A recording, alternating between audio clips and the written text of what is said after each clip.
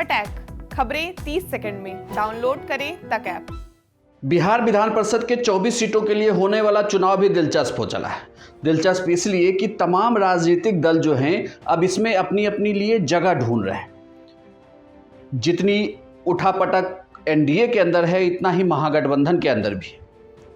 महागठबंधन की चर्चा हम दूसरे वीडियो में करेंगे, लेकिन इस वीडियो में मैं आपको बताता हूं कि एनडीए के अंदर क्या उठापटक चल रही है इन 24 सीटों को लेकर। नमस्कार, मैं हूं इंद्र मोहन, आप देख रहे हैं बिहार तक। दरअसल ये जो 24 सीटें हैं, इस 24 सीटों में 13 सीटें बीजेपी के पास है, 11 सीटें जेडीयू के पास है। बीजेपी ने यह कह दिया है कि इस पर फैसला जो है वो केंद्रीय टीम करेगी कि बिहार में गठबंधन के साथ विधान परिषद की जो 24 सीटें उसके लिए कैसे चुनाव लड़ा जाएगा।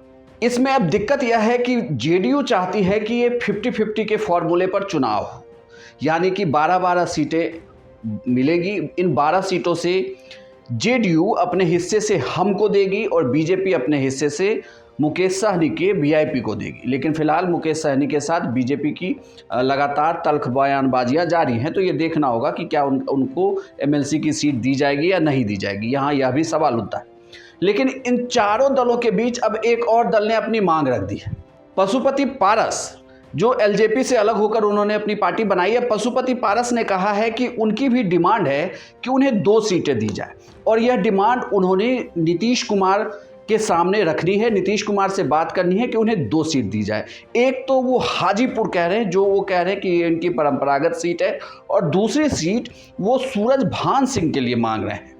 सूरजभान सिंह फिलहाल किसी भी सदन के मेंबर नहीं है। ऐसे में वो चाहते हैं, चूंकि सूरजभान सिंह के लिए कहा जाता है कि रामविलास पासवान के गुजर जाने के बाद सूरजभान सिंह ही वो शख्स थे जिन्होंने एलजेपी को बचा कर रखा, यानी कि उन्होंने पशुपति पारस का हर वक्त साथ दिया।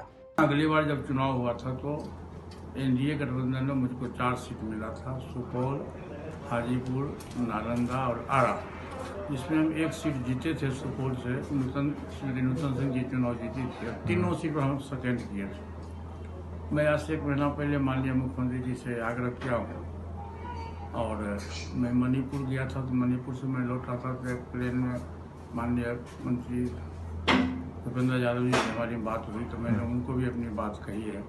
और बिहार के जो प्रदेश अध्यक्ष हैं भाजपा के डॉक्टर संजय जायसवाल जी, मैंने उनसे भी आग्रह किया कि भाई 24 सीट है, उसमें से हाजीपुर को मेरा पुश्तैनी सीट है। हाजीपुर में पहले भी हमारे दल से राजेंद्र राय चुनाव जीते थे। इसके पूर्व जो चुनाव हुआ था तो राजेंद्र राय जी चुनाव जीते थे लोक जनशक्ति पार्टी से। फिर दोबारा भी हम चुनाव जीते थे। तो इसलिए मैंने आग्रह किया है कि एक हाजीपुर सीट और एक और कोई सीट हो, 2 सीट मुझको कम से कम, हमारे पास उम्मीदवार है, जैसे सूरजभान सिंह जी उम्मीदवार हैं और लोग हैं, तो 2 सीट को मैंने आग्रह किया है। सूरजभान सिंह के लिए लगातार अब पशुपति पारस फील्डिंग कर रहे हैं, यानी कि यह माना जा रहा है कि अगर 2 में से 1 भी सीट मिलती है तो उसमें से शायद पशुपति पारस विधान परिषद जा सकते हैं।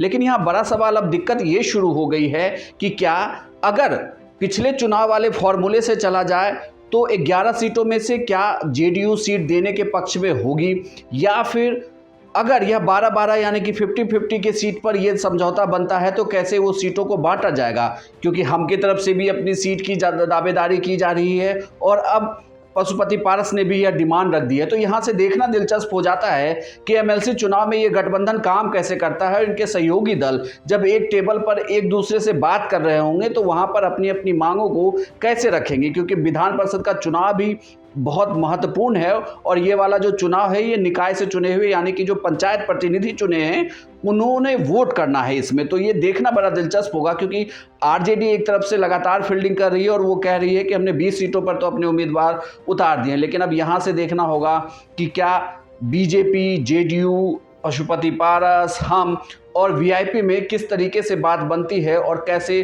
राजनीतिक दल अपने अपने कैंडिडेट को उतारते हैं। यह जानकारी आपको कैसे लगी हमें कमेंट बॉक्स में लिखकर जरूर बताइएगा। साथ ही हमारे चैनल को सब्सक्राइब कर लें और हमारे तक ऐप को डाउनलोड कर लें।